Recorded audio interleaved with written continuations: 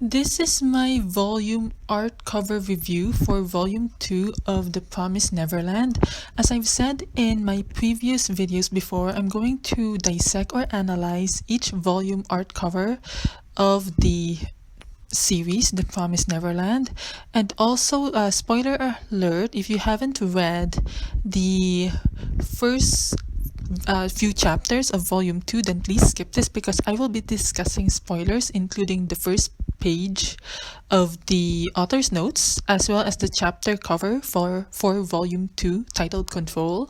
So this really excites me because first of all, I would like to point out how volume 2 art cover complements the first volume artwork in the first volume of the series, whereas the first volume of the series showcases the round or circular background showing the blue sky, where Emma and company, or Emma and her friends, are being showcased as. Volume 2 portrays also a circular background. However, this time we are in the interior of the house. We're in the library, whereas volume 1 has it showcased on the outside because of the blue sky. That's the background for the characters. Volume 2 is showcasing the interior of Gracefield House. And what I noticed in Volume 1, so Emma and her friends are standing on a staircase, and the background is the library and the sky. It's as if the whole circular library reference is, it's as if to the readers it's saying that the whole world is your library. The whole world is full of information and knowledge. And even the Gracefield House orphanage is showcased at the background, telling readers that that's going to be the setting of this series. The basement or the library underneath the volume 1 is also showcased, where notes like hurry up are in there. Volume 1 is beautiful because it's really inviting and fresh, but this time volume 2 we're actually inside the Gracefield Orphanage Library. So having Pasca Demiso mention that she would love to live in a place like that, where the library at Gracefield House has a vaulted ceiling, so the walls that continue to the roof are full of books. Like, that's incredible. I haven't seen a library like that in my life, but it's like an allegory or a something like a simile or a metaphor of some sort, where the books in Gracefield House reaching up to the vaulted ceiling is indicating that knowledge is power and the sky is the limit when it comes to books. And I believe that's the reason why Pasca Demiso is showcasing the happy vibe of the characters on this volume art. And believe me, I'm reading The Promised Neverland for the third time. I cannot just be satisfied on reading it the first time. I have to reread it over and over again. This cover art, volumes 1 and 2, showcased one of the happy artworks in this series, because everything after this word, I don't know what your opinions are going to be, but for me, it's bloody, it's bloodshed, it's violence, and that's what I love about this series. Maybe in the first few volumes, it's gonna showcase happy vibes, slice of life, children vibes, or something like that, but no. What I love about the series is its dark and plot twists and storylines that are coming out of nowhere, and that's what fascinates me. It's a Japanese manga, but its setting is on the Western world or Western style, so that's why I really am in love with this series and am willing to analyze the volume artwork.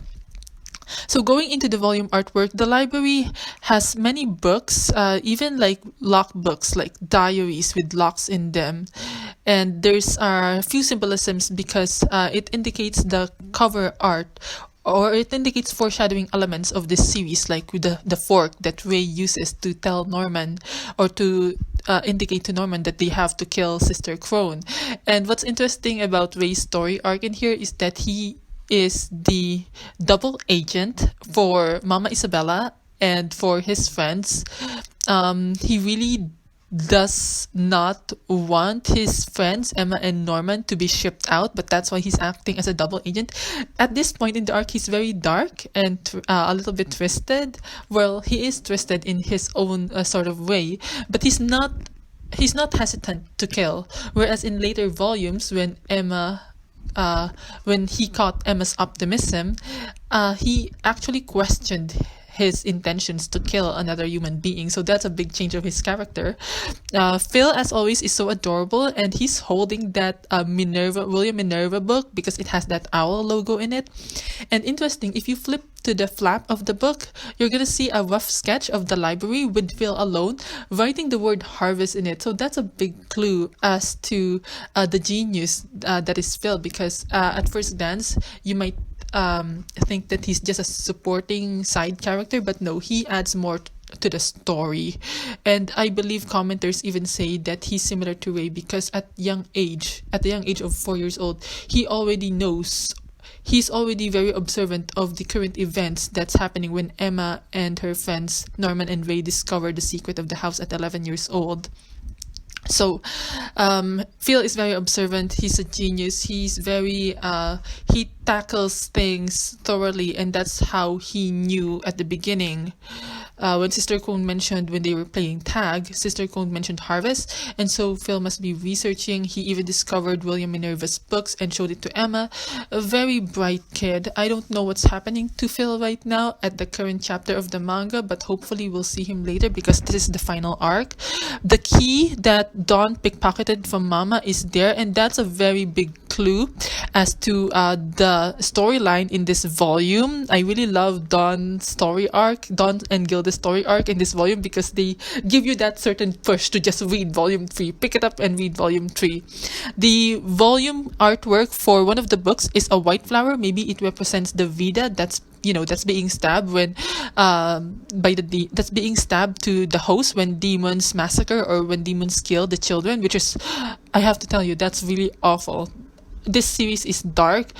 I don't recommend it for children, but children are the main characters in this series, so in a way it entices children to read it, but at the same time it entices adults to read it as well, and that's why I'm very fascinated with this series.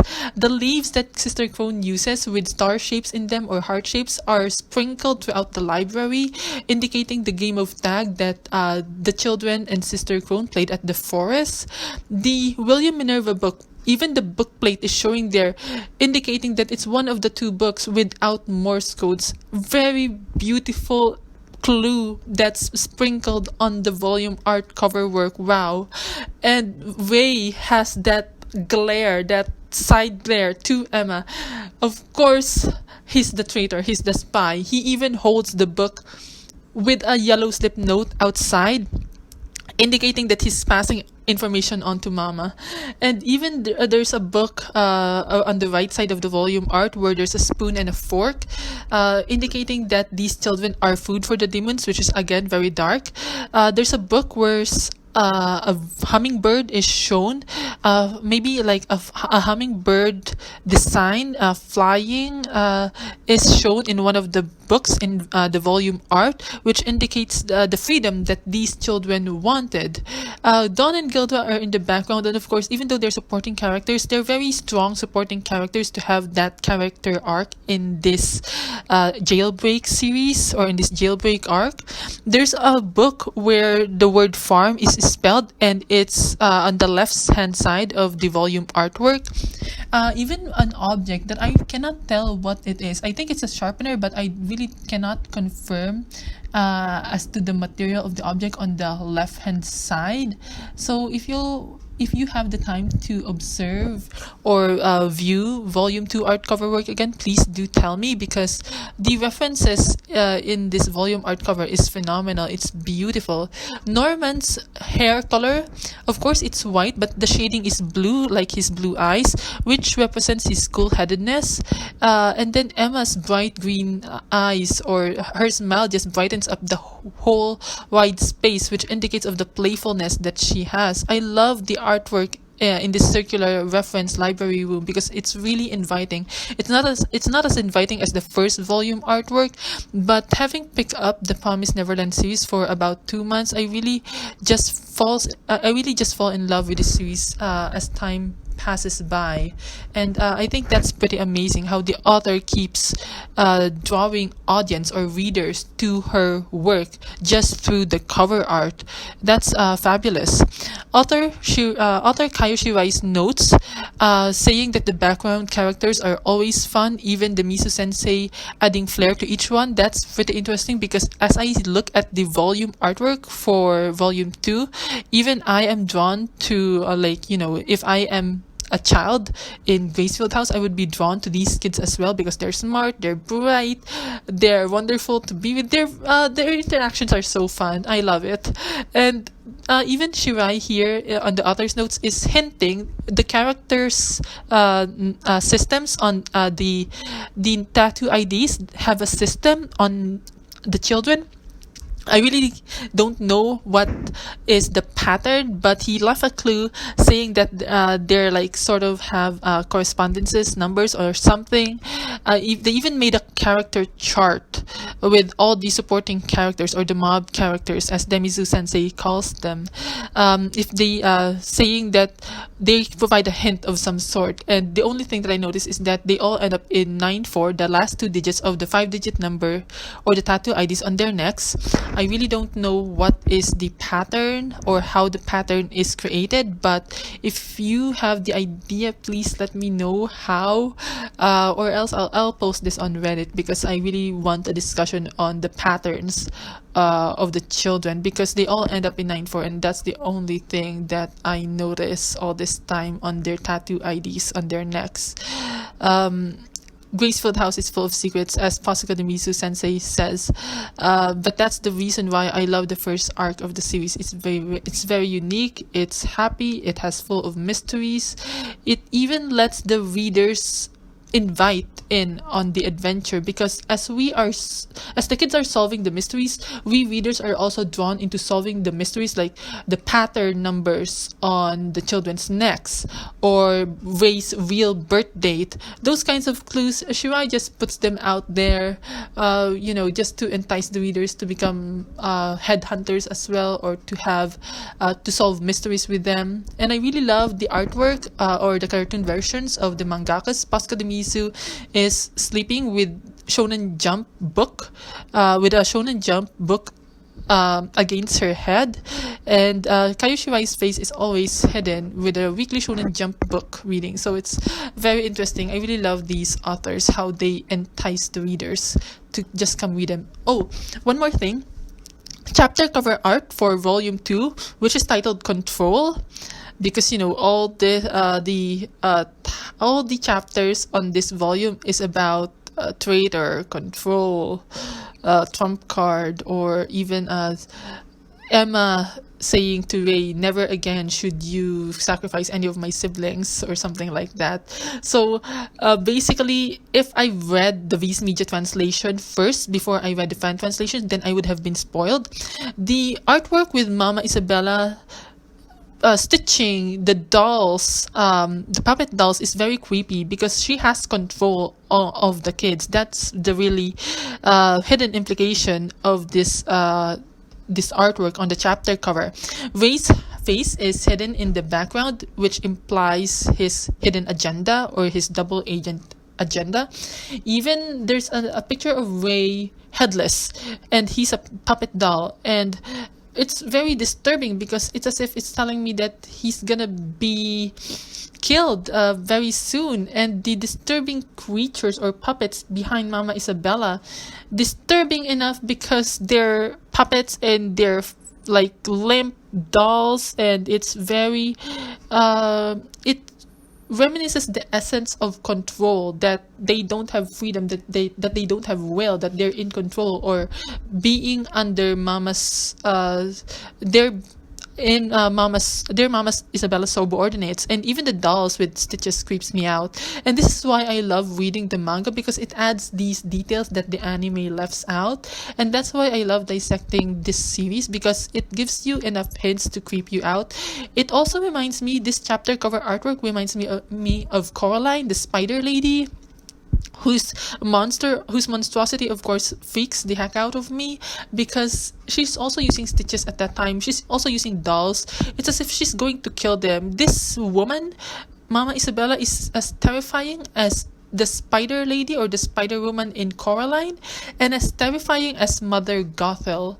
So with that aura of a nice woman, mother, a loving mother, and then her hidden agenda being able to kill off kids or send kids to demons as feed.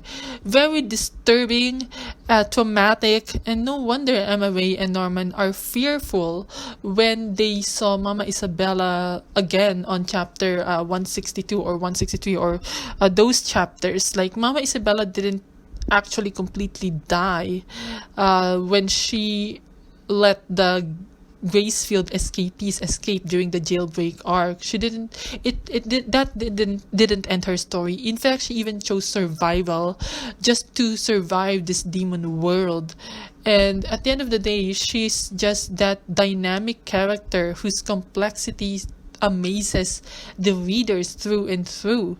Because if she's a killer and she's disguising as a loving woman, then at deep down we really don't know how her mind works, because she's already trying to survive. She's already fighting for her life, to the point of sending off children, even more children at Gracefield as feed for the demon. So that's my summary for volume 2 artwork of the Promised Neverland. Let me know what you think. I love the Viz Media titles in the translation, in the English translation of the book. One of my favorite chapters here is when Ray was revealed to be the traitor. I was really shocked at that time when I was reading the fan translation. But that's the reason why I read the fan translation, so that I won't be spoiled by the cover art chapter, or that I won't be spoiled by the Viz Media translation synopsis. So very, very awesome chapter. So let me know what you think. Thank you very much and have a great day.